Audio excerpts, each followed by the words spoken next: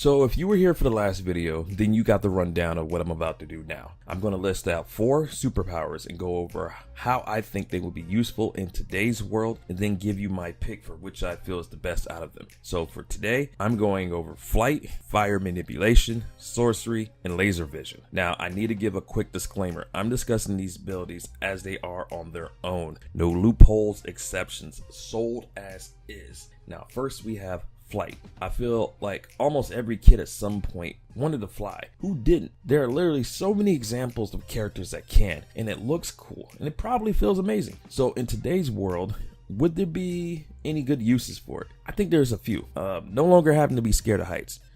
Unless you still are, then I guess flying's about to be very triggering for you. But being cut off from areas you couldn't reach is a thing of a past. Travel, if you're built for it, is going to be way cheaper, and you could be a pretty convincing magician pulling off all kinds of levitation tricks. But at the end of the day, it's flying. There's not much you could do with it. Now, as far as a threat, I mean, I guess you're about as annoying as a human-sized pigeon.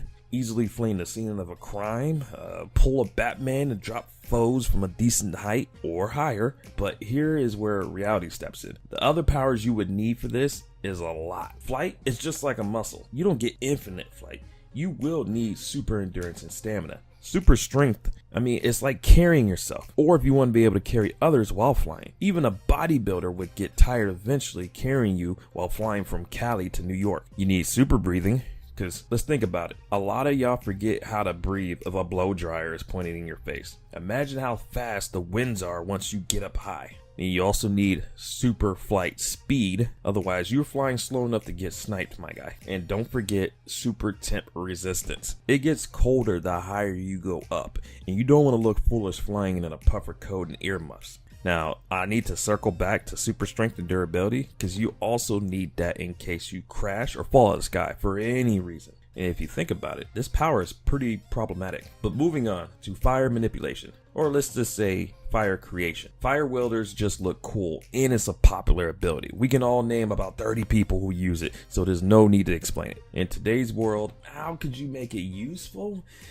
You could be a damn good firefighter, especially if you can control other flames. You can have a reduced gas bill because you can cook everything by hand, turn any bath into a hot tub, amuse kids with flame-throwing farts. I mean, never have to complain again about losing your Bic lighter. The list goes on. But what about your threat level? I'm gonna label this one at least a countrywide threat. Even if your fire output is low, once you torch a home, it could take out a neighborhood and more. So what if you sleep burn, or because you're the source of the fire, naturally are hot to touch? A lot of different things would need to be in place to make you safe to be around. Unless you want to see the world burn, then by all means, light it up. But for other powers needed, biggest to stand out to me is temp resistance. Logically speaking, it doesn't make sense that you could put out fire and not be burned from the flame, let alone the heat. Next is another one you need so you're not going to die from the use of your power. You need super lungs that can process smoke or just not be affected by it at all. A lot of house fires, people die from the smoke before a single flame touches them.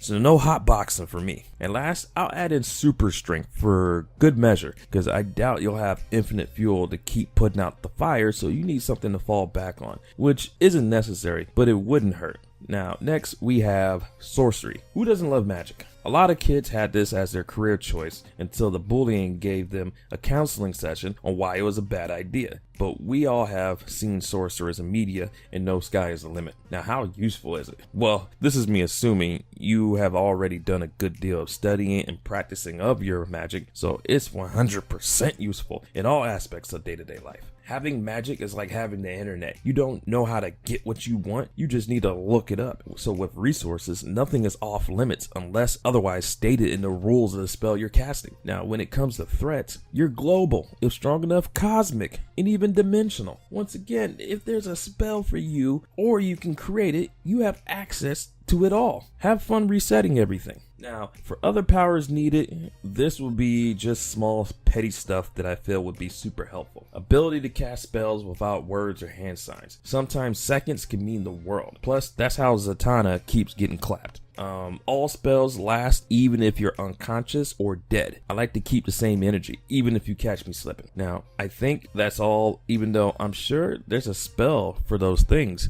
So never mind. Last up is laser vision. I'm not gonna lie, I used to run around the house with sunglasses and pretend I was Cyclops. I would throw a towel around my neck and laser my dog, pretending to be Superman. Laser vision is a pretty standard power. Tons of power beings have it, but how would it be used in today's world? That's a tough call, I'm not gonna lie. Maybe give cats something to chase, point them at the moon or airplanes. It's kind of risky thing to use, so I'm not creative enough to find a way to make it beneficial to my day-to-day life. Now, when it comes to being a threat, I'll give it standard menace. It depends on how much control I have and how strong the beams are, but hopefully I don't sleepwalk or sleep with my eyes open. Now, for my enemies, are either getting burned or cut in half. So yeah, I'm gonna label it neighborhood level threat. Now, when it comes to other powers, I would say I'm using Cyclops as an example. You need a durable body that can't be harmed by the beams. That way you can close your eyes and not lose your eyelids. I'll also say you need super sight. You're shooting a blinding light out of your eyes. How in the world are you gonna be able to see as you're shooting the sun out of your peepers? Next, heat resistance is an obvious one.